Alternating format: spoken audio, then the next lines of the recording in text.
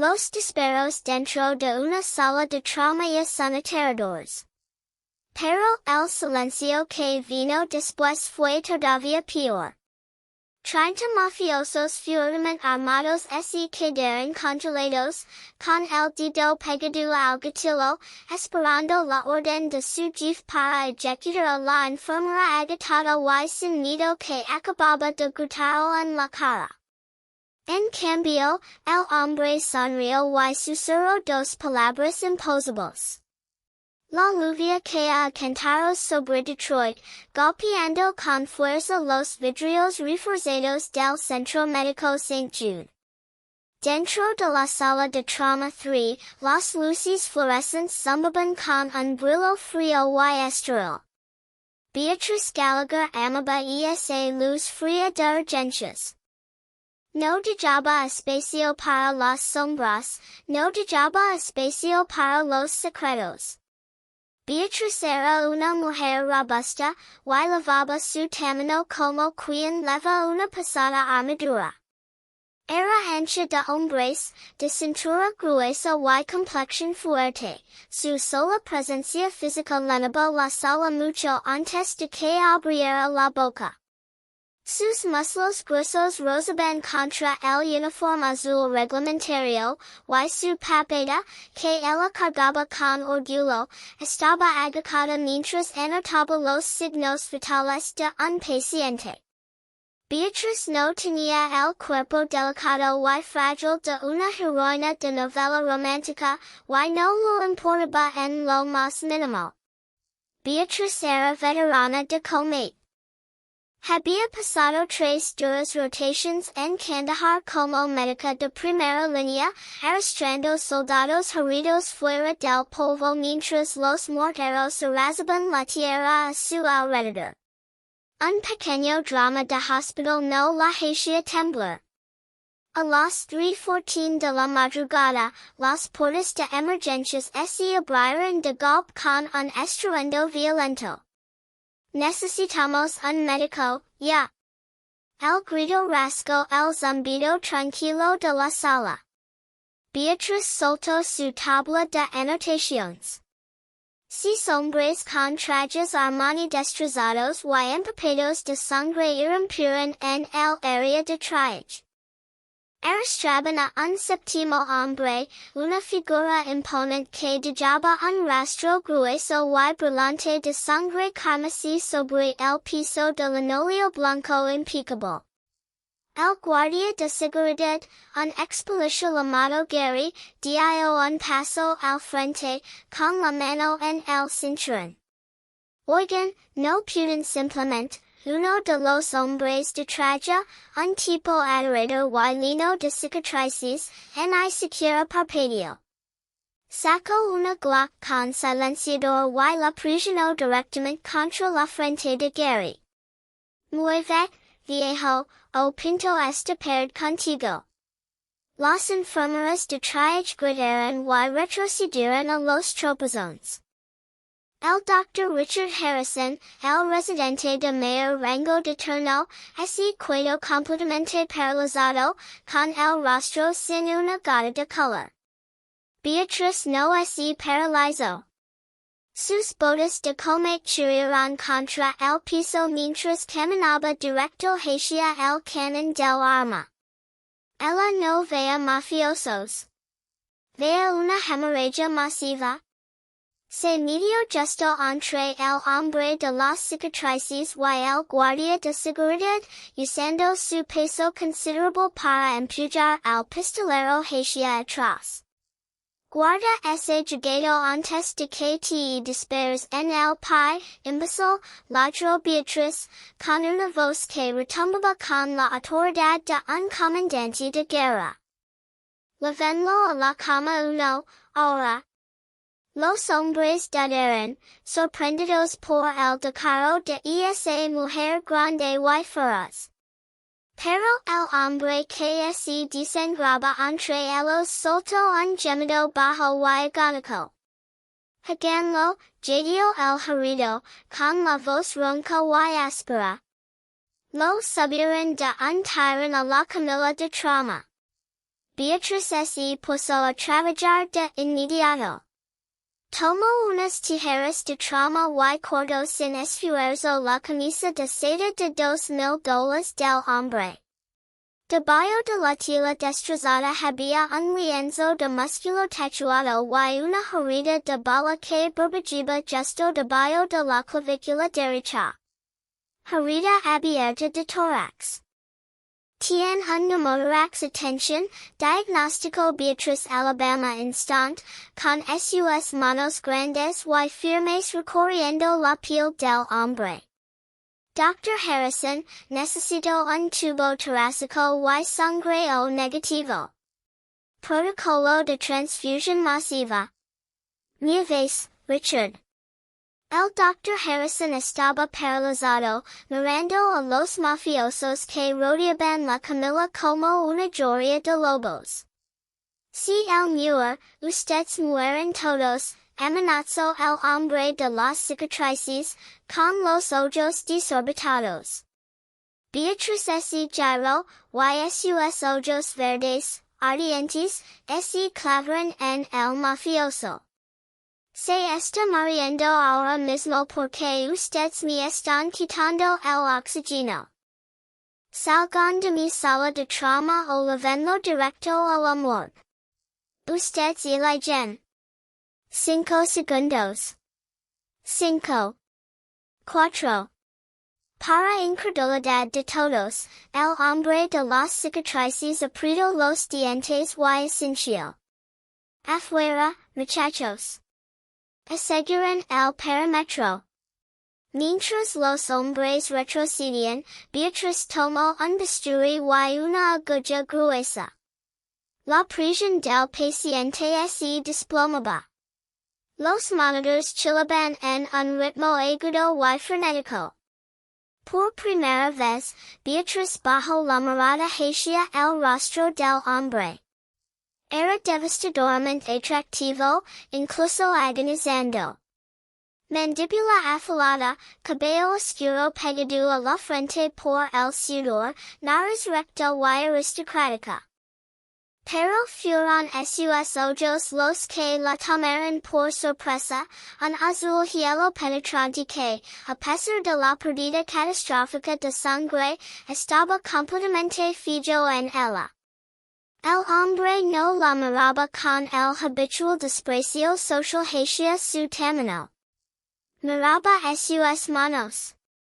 Estaba evaluando su competencia. Iris Mandona, logró decar, tosiendo un chorro de sangre sobre el uniforme de Beatriz. Y tú te estás desangrando, así que calate, dijo Beatriz sin rodeos. Sin esperar al Dr. Harrison, que todavía forceaba con la bandeja del tubo torácico, Beatriz clavó la aguja directamente en la cavidad torácica del hombre para descomprimir el pulmón. Un silbido agudo de aire atrapado escapó. El hombre arqueó violentamente la espalda, con un granido gutural desgarrando la garganta, pero sus niveles de oxígeno empezaron a subir de inmediato. Sujetenlo, ordenó Beatriz. Se inclinó con todo su peso sobre él, clavando a sus hombres contra el colchón para que no se sacudiera mientras empezaba a empacar la herida de salida en el hombro con gasa hemostática. Hacía falta una fuerza física enorme para sostener a un hombre de ese tamaño mientras se lo empacaba una herida, pero los brazos gruesos y el cuerpo robusto de Beatriz estaban hechos exactamente para ese tipo de trabajo brutal. Durante los siguientes 45 minutos, la sala de trauma 3 fue una zona de guerra. Beatriz operó con pura memoria muscular, gritando órdenes, administrando epinefrina y prácticamente obligando a golpes de autoridad el equipo de trauma a salvar la vida al hombre. Para cuando el equipo quirúrgico llegó para llevarlo a quirófano, el piso estaba respaldado de sangre, y Beatriz estaba cubierta de ella. Mientras desconectaban la camilla para trasladarlo, la mano ensangrentada del hombre se disparó de repente. Su agarre era sorprendentemente fuerte, y sus dedos se cerraron como hierro alrededor de la muñeca gruesa de Beatriz. Nombre, susurró, con sus ojos azul hielo ardiendo fijos en ella. Enfermera Gallagher, respondió Beatriz, tratando de zafar los dedos del hombre. No, dijo él, con los ojos parpadeando mientras la anestesia del anestesiólogo que acababa de llegar empezaba a hacer efecto. Tu nombre de pila. Beatriz. Los labios del hombre se curvaron en una sonrisa tenue y aterradora. Beatriz. Su mano cayó y perdió el conocimiento. No fue sino hasta una hora después, cuando Beatriz se restregaba la sangre seca de los antebrazos en la sala de descanso, que una enfermera, Cynthia Myers, entró corriendo, pálida y temblando. ¿Sabes a quién lo gritaste? ¿Sabes a quién le pusiste las manos encima? Susurró Cynthia, frenética. Un tipo con el pulmón perforado, respondió Beatriz, restregándose la piel con fuerza. Ese era Leonardo Castiglione, dijo Cynthia, aterrada. El jefe de la familia criminal Castiglione, el mafioso más despiadado del Medio Oeste. Dicen que el mes pasado torturó hasta la muerte a un jefe rival con sus propias manos. Lo dijiste su segundo al mando, Vincenzo Romano, que se largara de tu sala de trauma. Beatriz tiró el cepillo ensangrentado al lavamanos y se secó las manos. Bueno, Vincenzo Romano tiene un trato pésimo con los pacientes. Si quieren despertarme, tendrán que esperar a que termine mi turno a las 7. Tengo historias clínicas que leer. 72 horas después, el cuarto piso del Centro Médico St. Jude había sido completamente tomado. El ala VIP, normalmente reservada para políticos locales y donantes millonarios, ahora era una fortaleza.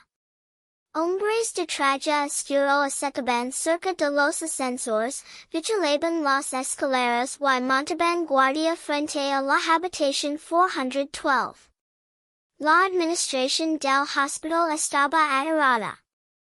La policía brillaba por su ausencia, y el personal de enfermería normal casi lloraba al tener que lavarles gelatina y analgésicos a los miembros armados del cartel. Beatriz funcionaba a puro instinto. Estaba en la recta final de un agitador doble turno de 18 horas. Le dolían los pies dentro de sus suecos ortopédicos, le dolía la espalda, y su cabello estaba atado en un moño desordenado y encrespado que ya había perdido la batalla contra la gravedad hacía horas. Quería una ducha caliente, un plato enorme de papas fritas con todo, y 12 horas de sueño ininterrumpido. En cambio, cargaba una bandeja con instrumento quirúrgico esterilizado, vendas frescas y 2 tazas de café negro hirviendo por el pasillo del cuarto piso. Ella ni siquiera estaba asignada al ala VIP, pero Cynthia había empezado a hyperventilar solo de pensar en acercarse a la habitación de Leonardo Castiglione para cambiar los vendajes, así que Beatriz se ofreció a hacerlo. Cobards, todos ellos, murmuró Beatriz para sí misma, equilibrando la bandeja en su cadera ancha mientras marchaba por el pasillo. No le importaba que el cuarto piso fuera ahora un bastión de la mafia. Un paciente era un paciente, y una infección en una herida no distinguía el prontuario criminal de un hombre. Doblo la esquina ciega cerca de la estación de enfermeras, con sus pasos pasados amortiguados por el chirrido de sus suecos. Iba rápido, demasiado rápido. No vio la figura imponente que salía de las sombras hasta que fue demasiado tarde. Crash. Beatriz chocó de frente contra una pared sólida de puro músculo y lana italiana. Gracias a su contextura firme, no rebotó ni cayó al piso como lo habría hecho una mujer más pequeña. Se mantuvo en pie, pero el impacto fue lo bastante violento como para hacer volar la bandeja quirúrgica. Los instrumentos se esparcieron por el piso con un estrépito ensordecedor, y las dos tazas de café negro hirviendo salpicaron con fuerza hacia todos lados. Una buena parte del líquido caliente cayó directamente sobre la camisa negra desabotonada del hombre, empapando las vendas blancas y impecables que envolvían su pecho. Pero qué diablos, espero Beatriz, molesta de inmediato por el desastre y por su café arruinado. Levantó la vista. Leonardo Castiglione la miraba fijamente desde arriba. Él se había levantado de la cama en contra de las indicaciones médicas.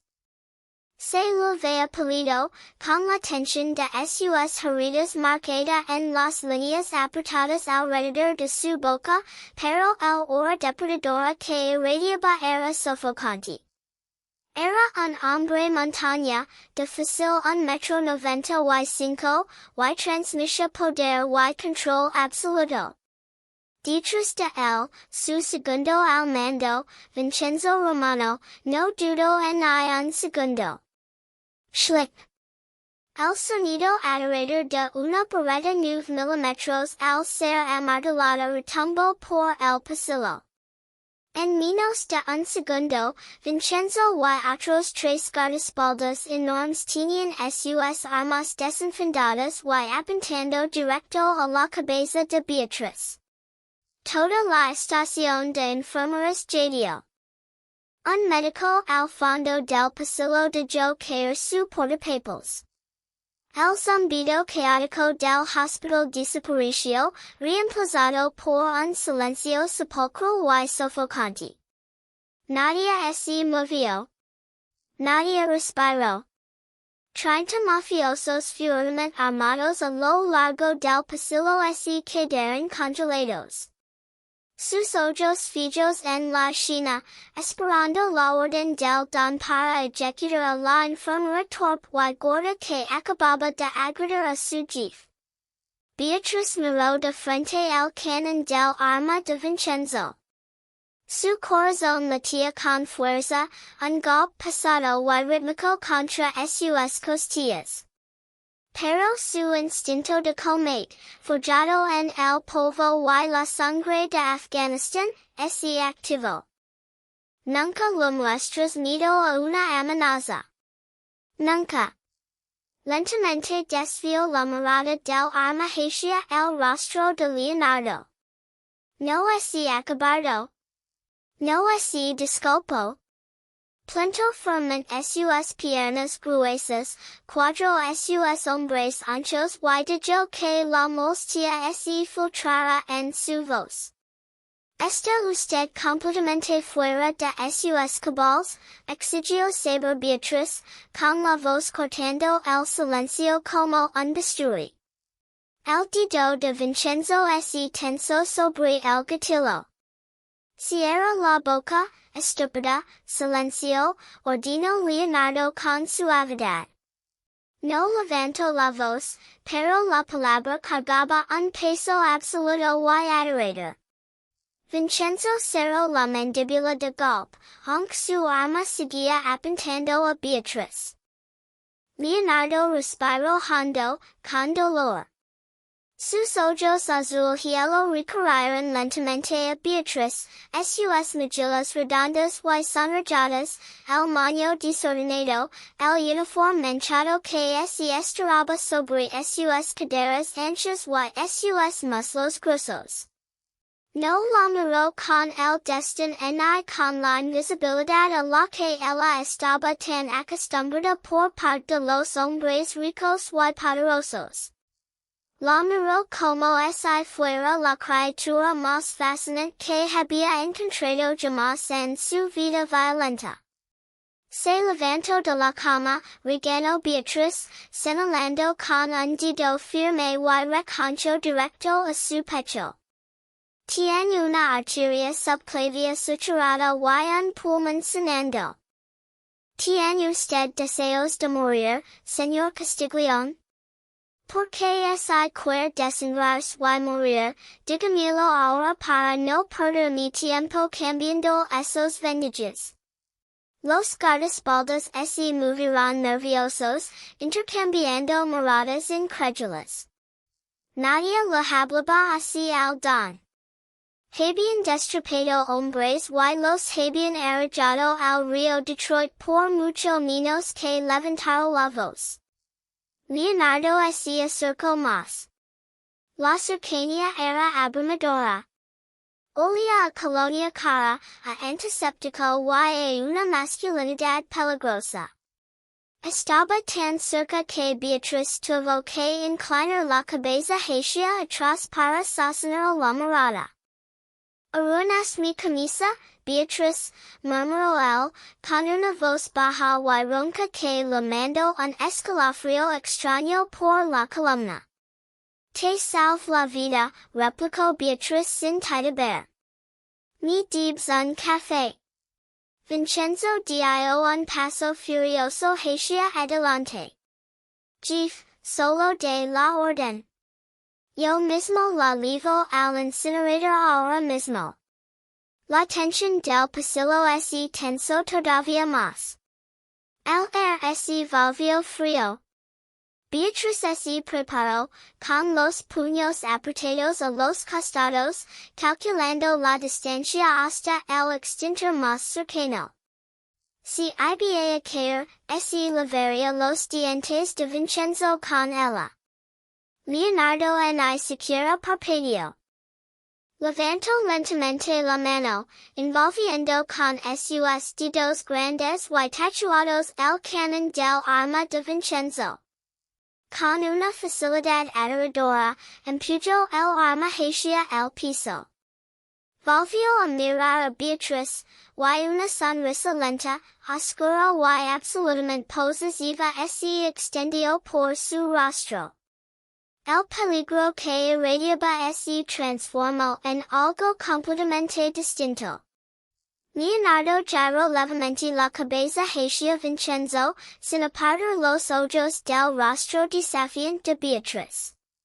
Todo el pasillo contuvo el aliento. Entonces pronunció dos palabras imposibles. Es mía. El silencio que siguió al decreto de Leonardo Castiglione era lo bastante espeso como para ahogarse en él. El rostro de Vincenzo Romano se puso rojo, motivo de furia, y su mandíbula se apretó tanto que sus dientes requinaron de forma audible. Bajó lentamente su arma, pero el brillo asesino en sus ojos oscuros jamás desapareció. Beatriz se mantuvo firme, con el pecho agitado por la adrenalina, sus ojos verdes turbados en una batalla feroz de voluntades contra el temido jefe de la mafia. Leonardo no se retractó de su palabra. Simplemente la miró, con sus ojos azul hielo recorriendo la línea desafiante de su papedo y la columna firme y inamovible de su cuello. Había pasado toda su vida rodeado de mujeres bellas y frágiles, aduladoras, que se mataban de hambre para someterse y temblaban ante su sombra. Esta mujer grande y sin disculpas, que olía a jabón barato de hospital y a café hirviendo, era una revelación. En menos de 24 horas, la realidad de las palabras de Leonardo se hizo aterradoramente clara. Beatriz fue convocada a la lujosa oficina revestida en madera del jefe de cirugía, el Dr. Samuel Rosenberg. Sentado junto al médico sudoroso y nervioso había un abogado defensor de alto perfil, con corbata de seda y un maletín que valía más que el salario anual de Beatriz. La administración del hospital había cedido. Se había redactado un contrato privado y muy lucrativo. Beatriz sería reasignada por la fuerza como cuidadora médica privada y exclusiva de Leonardo Castiglione, enfermera residente en su fortificada mansión de Grosse Pointe Shores hasta que sus heridas catastróficas sanaran por completo. Cuando Beatriz se negó rotundamente, dando un golpe con sus palmas gruesas sobre el escritorio de caoba del Dr. Rosenberg, el abogado mencionó casualmente su pensión militar, la hipoteca pendiente de la casa de su difunta madre, y una orden judicial celada de manera sospechosa, firmada esa misma mañana por el juez Kenneth King. Fue un secuestro mafioso perfectamente ejecutado, pero con toda la legalidad de por medio. Le dieron exactamente una hora para hacer las maletas. El trayecto por la avenida Jefferson fue un borrón de cielos gris y lluvia intensa. Beatriz iba sentada en la parte trasera de una Cadillac Escalade blindada, sus hombres anchos ocupando buena parte del asiento de cuero. Vio como el imponente horizonte de Detroit se desvanecía dando paso a la riqueza cuidada y exclusiva de Grosse Pointe Shores. La mansión Castiglione era una vasta fortaleza de piedra al estilo gótico, escondida detrás de ríos de hierro forjado y sitios de casi 4 metros. Guardias fuertemente armados patrolaban el perímetro con perros de ataque entrenados. Beatriz arrastró su propia bolsa de lona pesada fuera del maletero, recazando la ayuda de los enormes guardaespaldas. Subió los escalones de mármol, con sus botas de combate resonando de forma amenazante sobre el piso de mosaico italiano importado del gran vestíbulo. No era una reina. Era una profesional de la medicina en un despliegue hostil. La dinámica dentro de la mansión fue un choque inmediato y volátil entre dos titanes. Leonardo estaba confinado a una enorme cama king hecha a medida en la suite principal, conectado a un arreglo de monitores hospitalarios robados. Beatriz tomó el control de la habitación con la eficiencia despiadada de una sargento de batalla. Arrancó las sábanas de seda y las reemplazó por almohadillas médicas estériles. Cuando Leonardo se negó a tomar sus fuertes antibióticos, alegando debilidad, Beatriz no discutió. Simplemente cruzó sus brazos gruesos sobre el pecho, lo miró fijamente con una autoridad maternal aterradora, y lo informó que con gusto trituraría las pastillas y se las administraría como supositorio si él lo prefería. Los amenazantes guardaespaldas apostados junto a la puerta palidecieron visiblemente. Leonardo, sin embargo, echó la cabeza hacia atrás y soltó una carcajada profunda y áspera que lo tiraba de la sutura del pulmón, pero que resonaba con genuino deleite. Se tomó las pastillas. Los días se fundieron en un ritmo tenso y sofocante. Beatriz estaba aislada dentro de la fortaleza, rodeada por completo de hombres letales. Y sin embargo, permanecía intocable. La orden de Leonardo había extendido sobre ella un escudo protector y adorador. Él la observaba constantemente. Observaba como sus muslos gruesos presionaban contra el uniforme cuando se inclinaba sobre la cama para cambiar los vendajes. Observaba los movimientos competentes y poderosos de sus manos grandes. Insistió en que ella comiera en su habitación. Mientras el resto del cartel comía raciones rápidas, Leonardo ordenaba a su chef privado que preparara para Beatriz festines italianos lujosos y decadentes. La observaba con oscura satisfacción mientras ella devoraba sin disculparse platos de rico ragu de jabali, gruesos pappardelle caseros y abundante tiramisu. Jamás la hizo sentir glotona. Vea su aptitud como un testimonio de su vitalidad, de su fuerza, de su presencia innegable. Adoraba su cuerpo entero. Tú no te escondes, Beatriz, murmuró Leonardo una noche, con los ojos azul hielo entornados mientras la veía limpiarse una gota de vino tinto de su labio inferior lino. Tenía el hombro herido apoyado contra un montón de almohadas. Todas las mujeres que he conocido en mi vida han tratado de encajarse, de desaparecer, de ser lo bastante pequeñas para dejarse controlar. Tú exiges el espacio en el que estás parada. Me den este espacio, respondió Beatriz sin rodeos, dejando su copa sobre la mesita de caoba. Saca rastros de humvees en llamas a hombres el doble de grandes que tú, en Kandahar. No necesito encontrar por Nadie, y mucho menos por un gangster que ahora mismo ni siquiera pueda abrocharse bien la camisa. Los labios de Leonardo se curvaron en una sonrisa peligrosa y depredadora. Extendió su brazo bueno, envolviendo con sus dedos tatuados la muñeca gruesa y firme de Beatriz.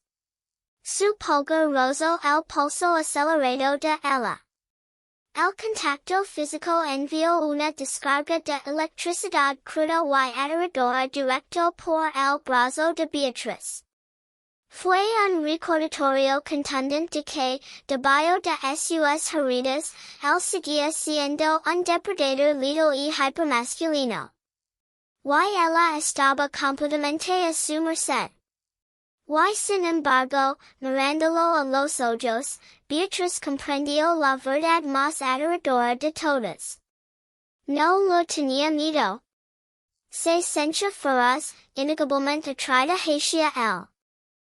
La tensión frágil y intoxicante se rompió la noche de la peor tormenta de la temporada.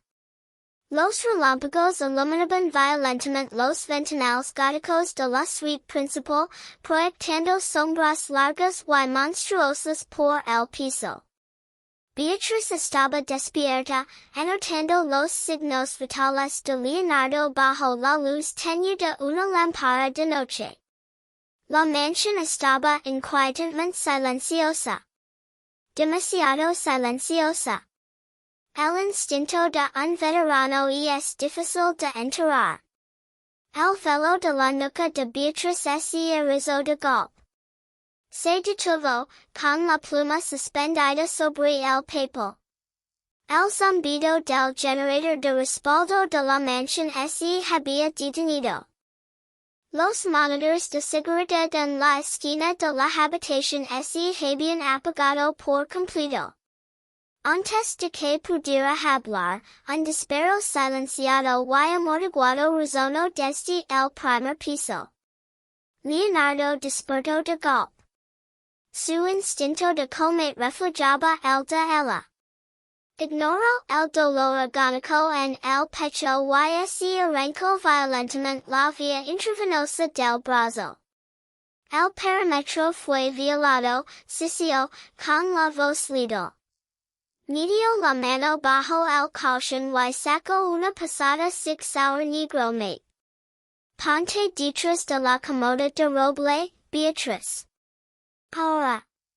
Beatriz no se escondió. Tomó unas pesadas tijeras de trauma de titanio de su bandeja médica, deslizándolas en el bolsillo del uniforme. Camino hasta la puerta pasada de caoba, echo el cerrojo, con la respiración controlada y firme. El sonido de botas pesadas retumbó subiendo la gran escalera. Más disparos silenciados. Cuerpos cayendo al piso. Era un asalto táctico altamente coordinado. Pero la revelación más aterradora llegó un segundo después. Las puertas de acero reforzado de la planta baja solo podían abrirse desde adentro. Es un trabajo interno, gruñó Leonardo, incorporándose con esfuerzo, el rostro pálido de furia y agotamiento. Alguien los dejó entrar.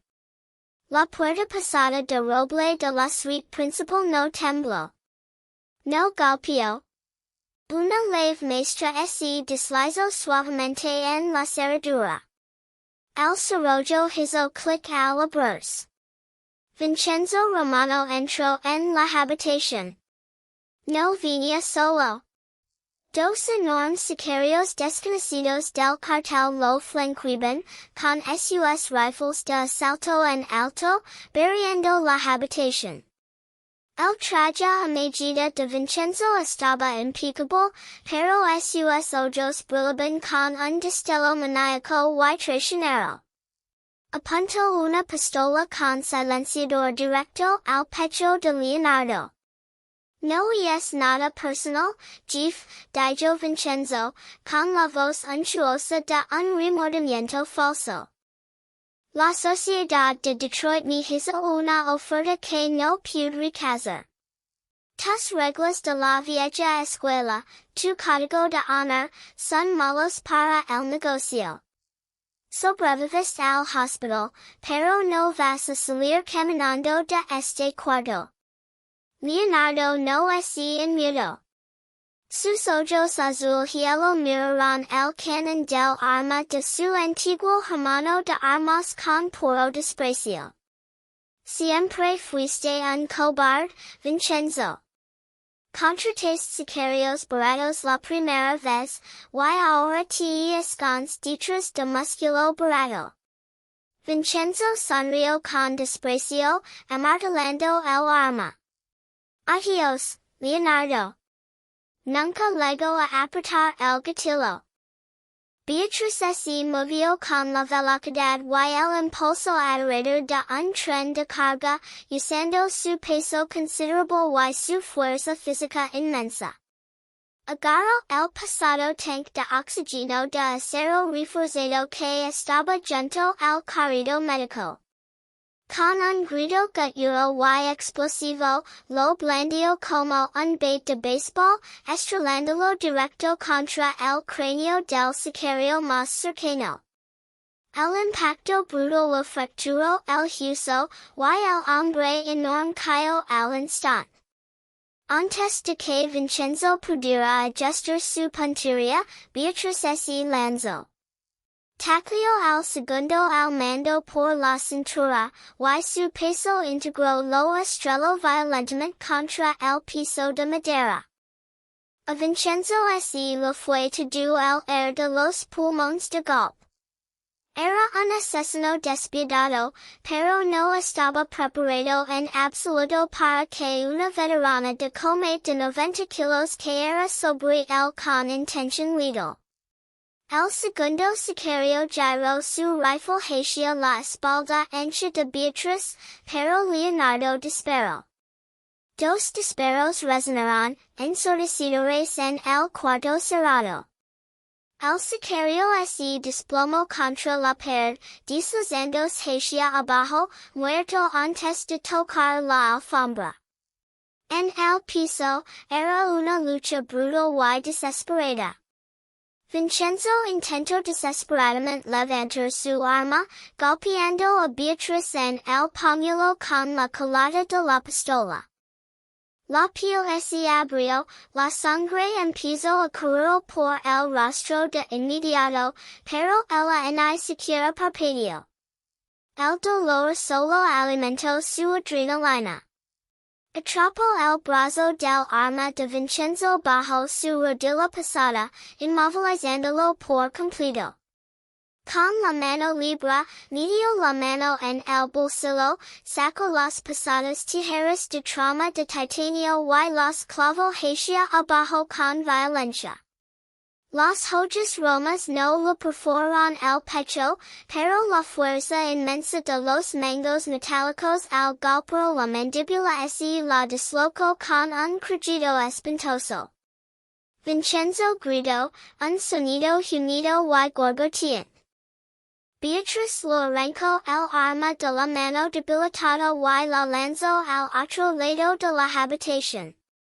Se quedó plantada encima de su pecho, sus muslos gruesos aplastando las costillas con eficacia, dejándolo completamente inmóvil. Jediaba, con el pecho agitado, la sangre goteando de su mejilla sobre la camisa de diseñador arruinada de Vincenzo. El silencio cayó sobre la habitación empapada de sangre, roto solo por la lluvia golpeando con fuerza el vidrio. Leonardo estaba de pie sobre ellos, apoyado con fuerza contra el poste de la cama, jadeando por el dolor de sus suturas rotas, con la sour sostenida con soltura pero little en la mano. Miró hacia abajo, a Vincenzo, al traidor destrozado y llorando bajo el peso inmenso y imparable de la mujer que había subestimado. Entonces Leonardo miró a Beatriz.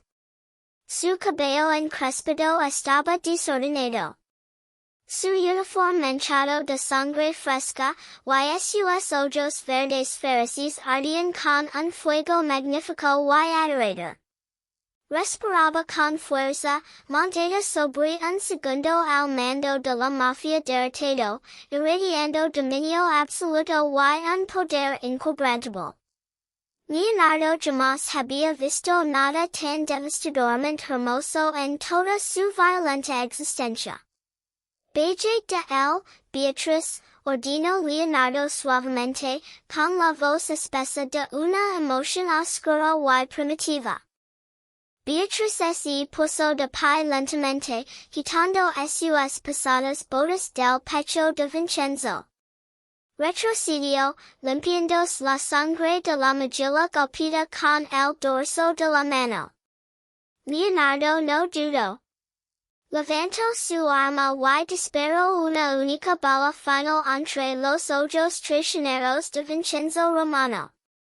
El trueno estalló afuera, ocultando la finalidad del disparo. Leonardo dejó caer el arma. Se tambaleó, con la adrenalina finalmente desplomándose, dejándolo completamente agotado. Beatriz corrió hacia él, con su instinto médico dominando por encima de la conmoción de la violencia. Lo sostuvo con su cuerpo enorme antes de que se desplomara, sus hombres anchos y firmes soportando el peso de Leonardo con práctica facilidad. Envolvió sus brazos gruesos alrededor de la cintura del hombre, sosteniéndolo con firmeza.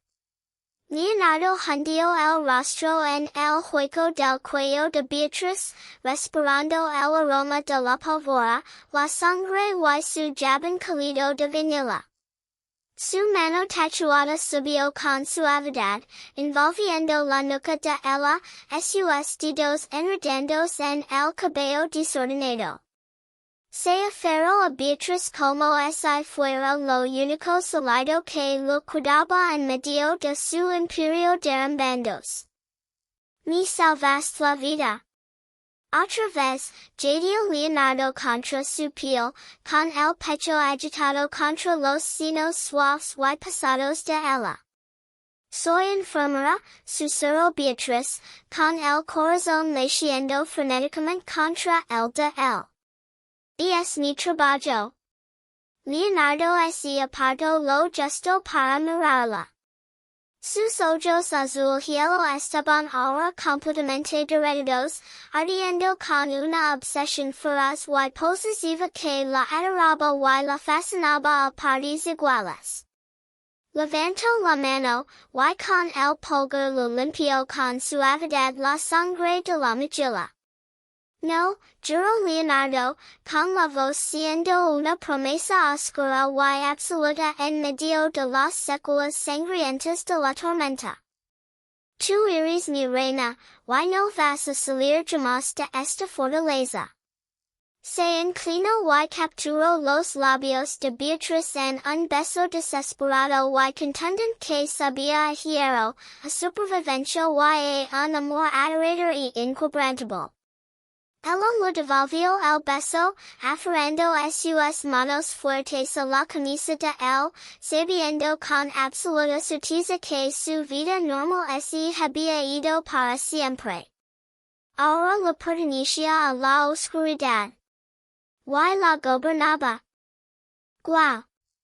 ¿Se esperaban ese final? Beatriz demuestra que la verdadera fuerza y el verdadero coraje pueden conquistar hasta los corazones más oscuros. Si esta apasionante historia de romance mafioso los mantuvo al borde del asiento, no olviden dar like, compartirlo y suscribirse en nuestro increíble canal para más historias intensas y dramáticas como esta. Activen la campanita de notifications para que nunca se pierdan una nueva actualización. Y dejen un comentario contándonos cuál fue su gyro favorito. Gracias.